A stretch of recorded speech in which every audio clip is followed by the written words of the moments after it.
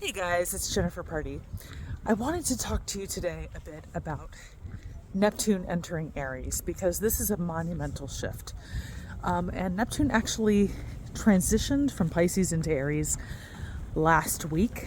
But the thing to realize is that this is a very, very long lasting transit. It's a very big shift. Neptune had been in Pisces since 2011, 2012. It danced back and forth between Pisces and Aquarius at the time. So we're talking 13, 14 years of Neptune being in Pisces. Now it will re-enter Pisces in October for a bit, and it'll be there for about 3 months. After it goes retrograde, we'll get a little toe dipped back into Pisces energy, but mostly it's here in Aries. So, Pisces and Aries, there's such an emphasis on the axis between those two signs, especially because Mercury and Venus both recently were in Aries, went retrograde into Pisces, where they are now. Saturn is also currently in Pisces and will be transitioning into Aries before too long. So Pisces is like the end of the zodiac, the end of the 12 signs, the end of a process, its completion.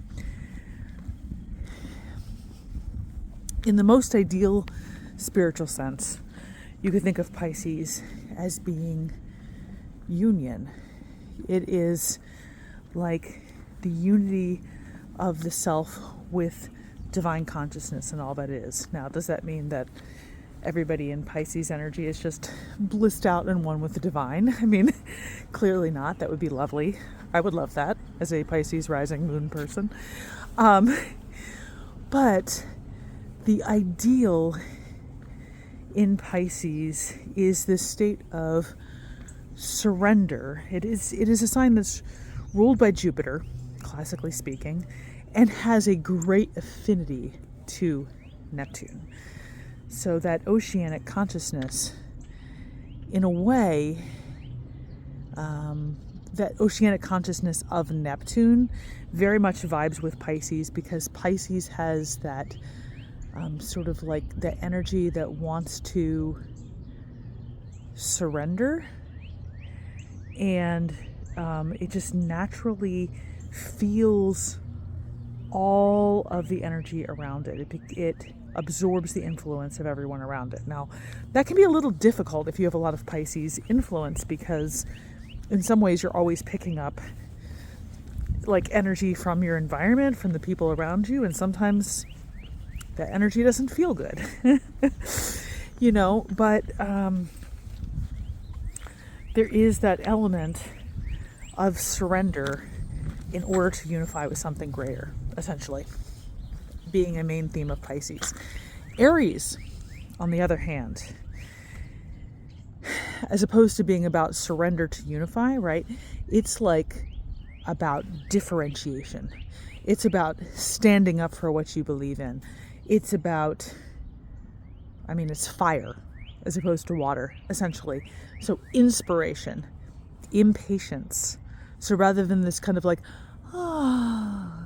feeling, there's much more of a like, Neptune entering Aries, entering a fire sign, is a Neptune that is no longer about just surrendering, but is about taking a stand. It's about, can I align with the highest ideal as I perceive and know it? And can I be for that 100%? Am I willing to lay everything on the line for what really matters?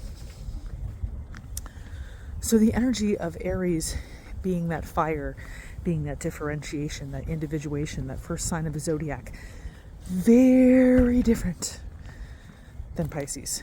Neptune entering that sign is very different, because now we've got a warrior Neptune as opposed to like a mystical Neptune. And Neptune by its nature is mystical, but the nature of this mysticism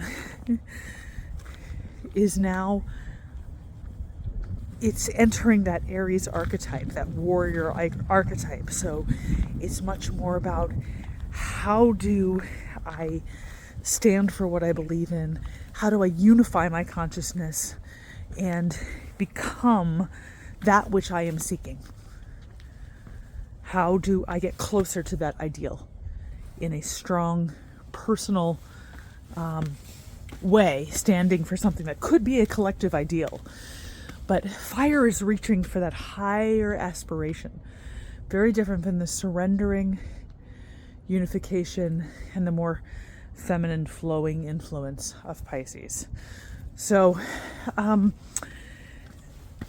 are pluses and minuses to this. On one hand, if our ideals are true and pure and they're not selfish, this can be a momentous catalyst for change. It can really push you to go to the next level. It can really ignite a fire and to help you move into alignment with that which really matters. On the other hand, if you're not aligned with something higher, you can be dealing with impatience. You can be a warrior without a cause, a rebel without a cause. You can actually cause damage because you're listening to the voice of your ego rather than some actual divine truth. So, as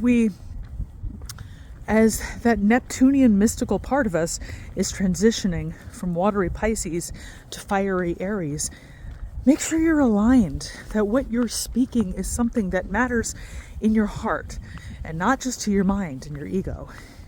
That you're not just speaking from a place of frustration, which is very easy when you've got a Mars ruled sign like Aries. Not that it's wrong to be frustrated. There are plenty of things to be frustrated about. But can you also align yourself with a higher vision that anchors down into your roots, that connects to your heart, that has a purity to it?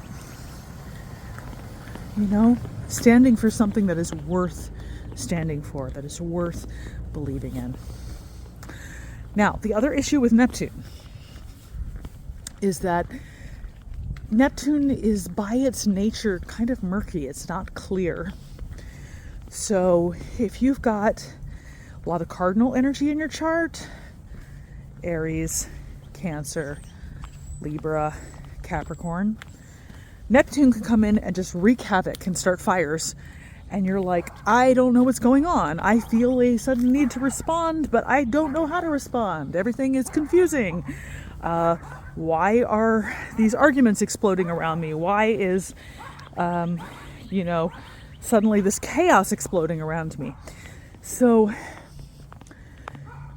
I feel like the nature of this Neptune in Aries and tapping into some kind of truth, it's a tricky one because it requires us to get still enough to move into action. The Neptune needs that mystical alignment, and in order to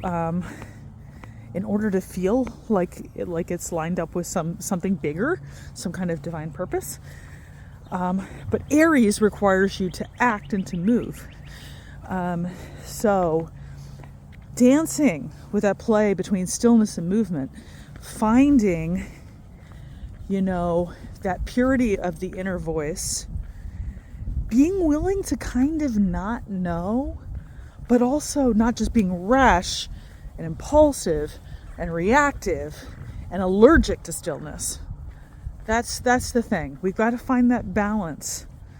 We've got to find that balance between stillness and movement, between aligning ourselves and being willing to trust the impulse that it is leading us into something greater. If we have aligned, can we trust?